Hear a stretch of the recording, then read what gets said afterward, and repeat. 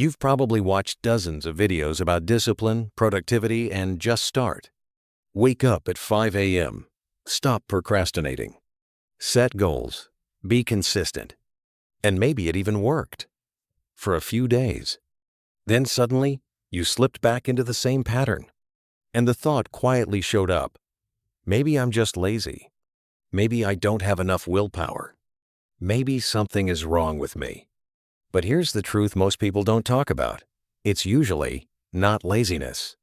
Very often, you're running into invisible psychological barriers. And until you identify which one is actually affecting you, motivation content will keep working temporarily. Barrier 1. Exhaustion, disguised as laziness. Imagine waking up already tired. Your energy is low all day. Even simple tasks feel heavy. And at the same time, you're setting massive life goals. Reinvent your life. Start something big. Completely change your trajectory. It sounds inspiring, but psychologically, it's like trying to run on 5% battery. When your nervous system is exhausted, it is not focused on growth. It is focused on survival. In that state, your brain naturally chooses the lowest energy options. Scrolling, delaying, zoning out, avoiding, postponing. Not because you're weak, because your system is overloaded.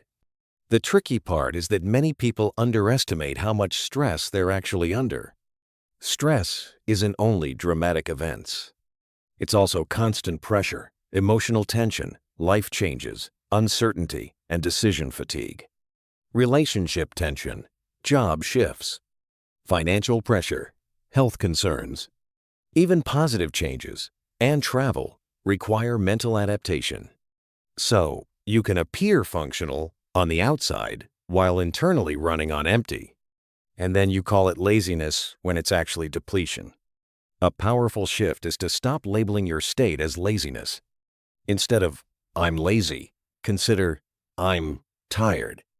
I'm overloaded. My system needs recovery. That reframing alone reduces internal resistance because a huge amount of energy is often wasted on fighting yourself instead of restoring yourself. Barrier 2. Cognitive distortions. Mental traps. These barriers don't exist in reality. They exist in perception. Two people can face the exact same situation and interpret it completely differently. One sees opportunity. The other sees failure, pressure, and risk. One of the most common distortions is all or nothing thinking. If I can't do it perfectly, I won't do it at all. On the surface, it looks like high standards. Underneath, it's usually a fear of making mistakes. But you cannot begin anything new while expecting perfection. Perfection is not a starting point. It's the result of repetition and adjustment. Another trap is overgeneralization. It didn't work once, so it will never work. One experience becomes a lifelong conclusion. But the version of you who struggled before is not the same version of you today. You evolve with every experience you gain. There's also catastrophic thinking about the future. If I try, it will be overwhelming. If I succeed, everything will become stressful. If I put myself out there, I'll be judged. So your brain paints the future in dark colors, and your present self avoids moving toward it. Not out of laziness, but out of psychological self-protection. A healthier shift is changing the internal narrative. Not, I must do this perfectly, but I'll start, and I'll improve as I go. Clarity rarely comes from overthinking. It comes from action and real-world feedback. Barrier 3. Internal conflict. Pressing the gas and the brake. Consciously, you may want growth, success, change. You set goals, make plans, imagine a better life. But unconsciously, another part of you may be afraid. You might want independence, but fear responsibility. You might want success, but fear visibility and judgment. You might want connection, but fear vulnerability. You might want freedom, but fear uncertainty.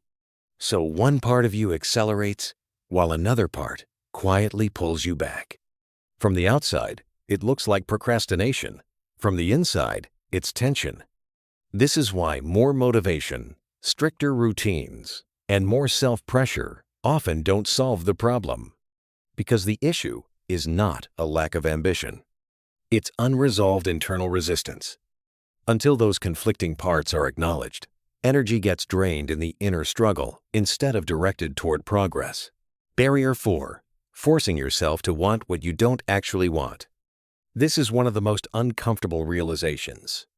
Sometimes I want to but can't is actually, I'm trying to force myself to want something that doesn't feel right. A career that looks impressive but feels empty. A path that is logical but emotionally draining.